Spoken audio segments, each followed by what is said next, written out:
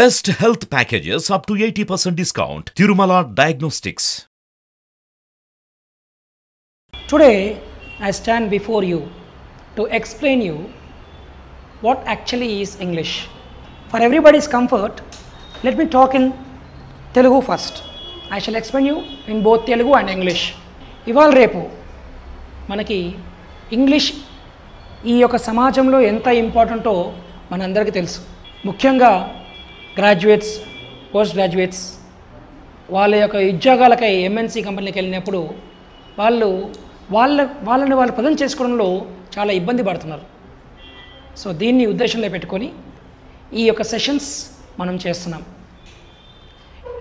కేవలం ఉద్యోగస్తులకే కాకుండా ఇది ఈవెన్ హౌస్ వైఫ్స్, ఇంట్లో కూర్చున్న గృహిణీ స్త్రీలకు కూడా ఈ యొక్క నా సెషన్ మీకు బాగా ఉపయోగపడుతుంది. సో చాలామందికి ఇంగ్లీష్ అంటే ఒక అపోహ ఉంది. అమ్మో ఇంగ్లీషా అన్న భయం ఉంది. కానీ ఇది కూడా ఒక సాధారణమైన భాషే. ఏ విధంగా అయితే మన తెలుగులో మనకి అ ఇలతో మొదలవుతుందో అదేవిధంగా ఇంగ్లీష్లో కూడా మనకి కొన్ని అక్షరాలు ఉన్నాయి. వాటిని 26 అక్షరాలు, వాటిని ఇంగ్లీష్లో 26 ఆల్ఫాబెట్స్ అంటారు. బోర్డ్ 26 ఆల్ఫాబెట్స్ ఉంటాయి. అవి మనందరికీ తెలుసు. ఏ, బి, సి, డి ఇలా మనకి జెడ్ వరకు మొత్తం 26 ఆల్ఫాబెట్స్ ఉన్నాయి. వీటిని మనకి 2 విధాలుగా విభజించబడ్డాయి. అవి ఏంటంటే 5 వవల్స్. ఏమంటారు? 5 వవల్స్. మిగతా 21ని కాన్సనెంట్స్ అంటారు. 5 వవల్స్, 21 కాన్సనెంట్స్. ఈ వవల్స్ ఏంటంటే ఏ, ఈ, ఐ, ఓ, యు. వీటిని మనం వవల్స్ అంటాం. ఏ విధంగా అయితే మన తెలుగులో హచ్చులు, హల్లులు ఉంటాయో అదేవిధంగా ఇంగ్లీష్లో కూడా మనకి 2 రకాలు ఉన్నాయి, వవల్స్, కాన్సనెంట్స్. ఈ వవల్స్ మరి ఈ 5 ఎందుకు విభజించబడ్డాయి అనడానికి ఈ కాన్సనెంట్స్ అన్నీ కూడా డిపెండెంట్ లెటర్స్ అంటారు.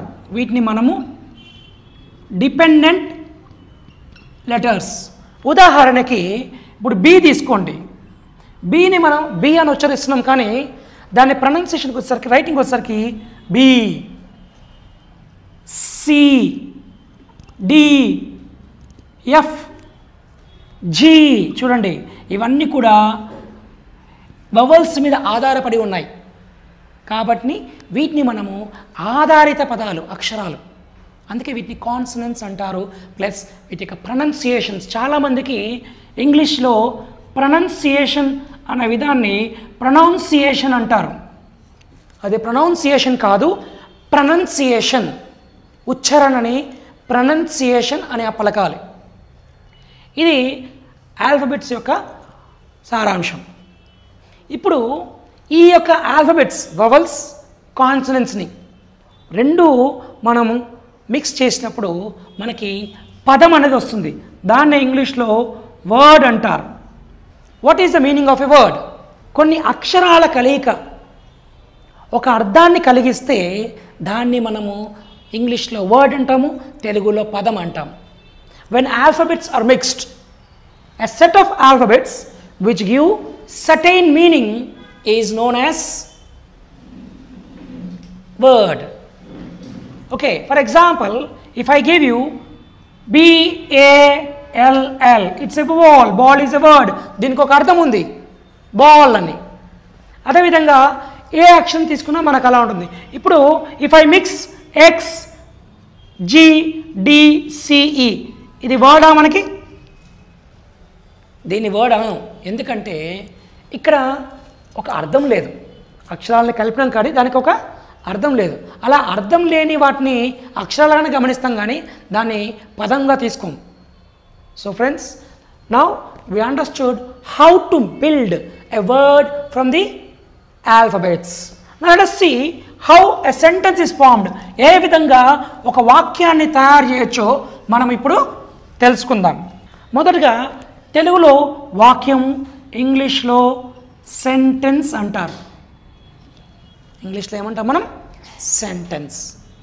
అసలు సెంటెన్స్ అంటే ఏంటి? కొన్ని అక్షరాల కలయిక సంపూర్ణమైన అర్థాన్ని కలిగిస్తే దాన్ని మనము సెంటెన్స్ అంటాం. In English let me tell you, a group of words which gives complete meaning is known as sentence. ఉదాహరణకి రాము ఈజ్ గోయింగ్ టు క్లాస్. ఇక్కడ మనం ఏమని చెప్తున్నాము? రాము ఈజ్ గోయింగ్ టు క్లాస్.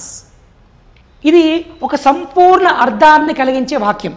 రాము గురించి మనం ఇక్కడ ఈ వాక్యంలో మనం ఎవరి గురించి మాట్లాడుతున్నాము?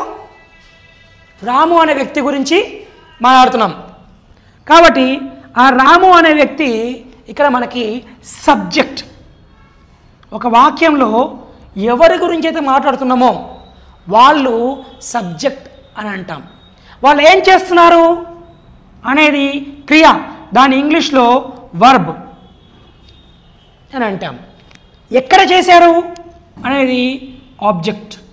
సో ఇంగ్లీష్లో ఒక వాక్యం రాయాలంటే మనకు ఖచ్చితంగా ఈ మూడు ఉండాల్సిందే.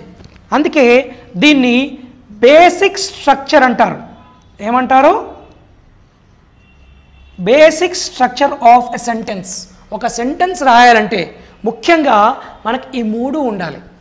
ఇందులో ఏది మిస్ అయినా అది సెంటెన్స్ కాదు. ఇది గమనించదగ్గ విషయం. ఒకవేళ నేను కనుక దీన్ని కేవలం రాము ఈజ్ గోయింగ్ అన్నాను, రాము ఈజ్ గోయింగ్ అనే పదం వాడాను, ఇది కూడా అర్థాన్ని కలిగిస్తుంది కదా.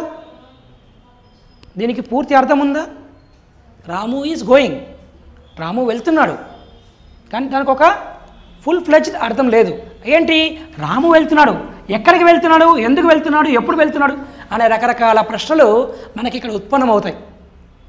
సో ఇలాంటి వాక్యాలు, అర్ధరహితమైన వాక్యాలని ఇంగ్లీష్లో ఫ్రేజ్ అని అంటారు. ఏమంటారు? ఫ్రేజ్. సో చాలామందికి మనలో ఒక సెంటెన్స్కి ఫ్రేజ్కి డిఫరెన్స్ తెలియదు.